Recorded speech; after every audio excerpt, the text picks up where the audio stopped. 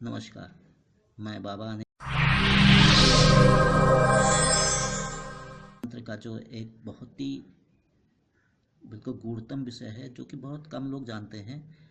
भूत डामर तंत्र में क्रोधराज भैरव का है।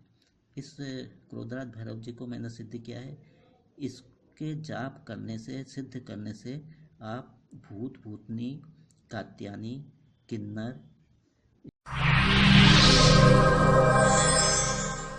जितनी भी साधनाएं हैं आप उसको अच्छी तरह कर सकते हैं, क्योंकि ये जो है मतलब क्रोधराज भैरव के मतलब अनुचर हैं और उनकी आज्ञा से ही सब काम करते हैं। तो आप सबसे पहले मैं क्रोधराज भैरव का आवाहन कर रहा हूँ और मैं आपको बता रहा हूँ विधि किस तरह से पूजन करेंगे। ओम नमः क्रोध भैरवाय।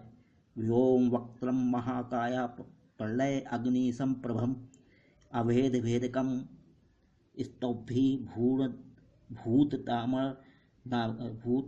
डामर नामकम त्रैलोकाधिपति रौद्रम सुरासिद्ध नमस्कृतम उन्मत्तम भैरवम नत्वा पृच्छ उन्मत्त भैरवी। इसमें उन्मत्त भैरव ने उन्मत्त भैरवी को हर विद्या का ज्ञान दिया है और उन्होंने भैरव बोलते हैं, उन्मत्त भैरव क्वेश्चन करते हैं, उसका उत्तर देते हैं। तो जो है भैरव कहते हैं कली काल में जम्बूद्वीप मतलब भारतवर्ष में यक्ष, मनुष्य, भुजंग, किन्नर, प्रमथ, नायक आदि किस प्रकार की सिद्धि लाभ कर सकते हैं। भैरवी पूछ रही है भैरव से। तो भैरव कहते हैं जो मनुष्य पापी ना हो, मिथ्यावादी ना हो, दुखशील, आलसी ना हो, ये जो है पूजा करने में सिद्धि प्राप्त कर सकते हैं।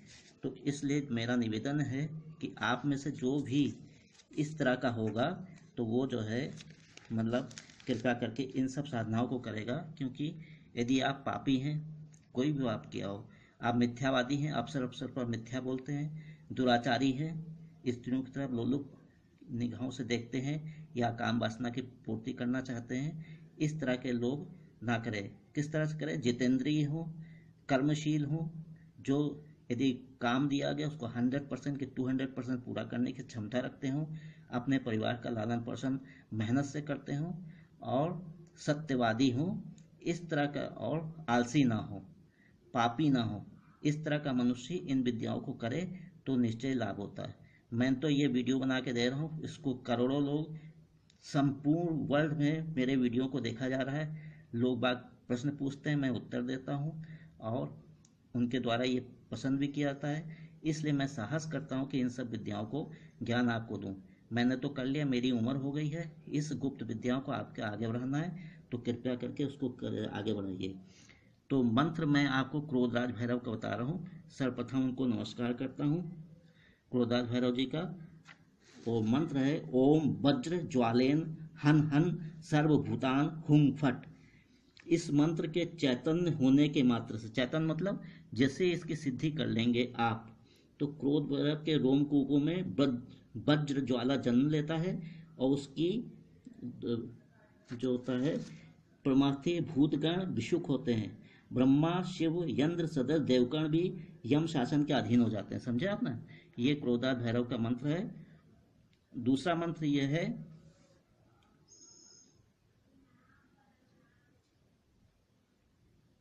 ओम हुं वज्र फट क्रुं क्रों क्रुं क्रुं हुं फट। ओम हुं वज्र फट क्रुं क्रों क्रुं क्रुं हुं फट। ओम हुं वज्र फट क्रुं क्रों क्रुं क्रुं हुं फट। ये क्रोधात भैरव जी का मंत्र है। अब मैं आपको विधि बता रहा हूँ।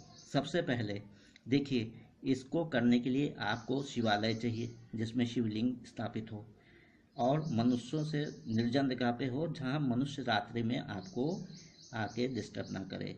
दूसरा, नदी का किनारा हो। तीसरा, कोई बाग हो, आम का या किसी फल का भी, कोई भी किसी चीज़ का कहीं पर भी, क्योंकि मेरे तो पूरे इंडिया पूरे वर्ल्ड भर में सब हैं, तो मैं सबको कह रहा हूँ कि कोई भी गार्डन हो जहाँ पर आप आराम से पूजन कर सके, कोई डिस्टर्ब ना करे। नदी का किनारा, शमशान घाट, इन सब पूजन में शमशान घाट की विशेषता होती है कि जल्दी सिद्ध हो जाती है। तो आप जो है शमशान घाट में जैसे आप पूजन करें, तो आप जो है सबसे पहले मैंने आपको मंत्र बता दिया। अब आप क्या करेंगे कि क्रोधराज भैरव के लिए आप काले रंग का आसन ग्रहण करेंगे और रुद्राक्ष की माला आपके पास होनी चाहिए और सरसों के तेल का दीपक होना चाहिए और आपको जो है धूप या अगरबत्ती और आपको दीपक सरसों तेल का बताया ही है। और भोग प्रसाद में आपको जो है नमकीन सेव, जो बेसन के बने सेव होते हैं वो, या जो है जैसे समोसा वगैरह होता है वो, या आप जो है दालमोठ, या जो है सबसे अच्छी ये होती है कि जो दही बड़े के बड़े बनते हैं उनको जो है आप प्याज और लहसुन से अच्छी तरह से तेल मिला के उसको अच्छी तरह से फ्राई कर लीजिए। प्याज लहसुन और जो उसमें मसाले पड़ते हैं, हल्दी नमक मिर्चा, मतलब खूब चटपटा उसको बनाइए। और आपको साथ में शराब भी रखनी है और आपको निर्जन स्थान पे सब चीज़ें ले जाके रात के 11 से 2 के बीच में आपको पूजन करना है। तो सबसे पहले आप पूर्वाभिमुख होकर बैठिएगा। यदि शमशान में हो तो आप जो है शव साधना भी हो जाएगी आपकी। आप किसी जलती हुई चिता के समक्ष बैठ के, मतलब उससे 10 कदम दूर पे आप बैठिएगा। बैठने के बाद आप सबसे पहले क्रोधाज भैरव, मतलब महाकाल भैरव, क्रोधाज भैरव और जो है बटुक भैरव, इन सब का आह्वान करिएगा। और उनसे भी पहले शमशानाधिपति भगवान भोले शंकर ओम नमः शिवाय, उनको आह्वान करके उन्हीं के आशीर्वाद से इन सबको आह्वान करके आप जो है आप उसके बाद मशान देवता है, यदि शमशान करें, मशान देवता, भूत प्रेत योगिनी डाकनी यक्षिणी किन्नरी जितने भी है सबका आह्वान करके आप जो है पूजन को प्रारंभ करिए। तो आप क्या करेंगे कि जो यदि आप शमशान घाट में कर रहे हैं तो चारों कोनों में जलता कपूर को रख के, लौंग रख के और एक नींबू रख के चारों कोनों में रख के और आप उसको जो है कपूर को जला दीजिएगा।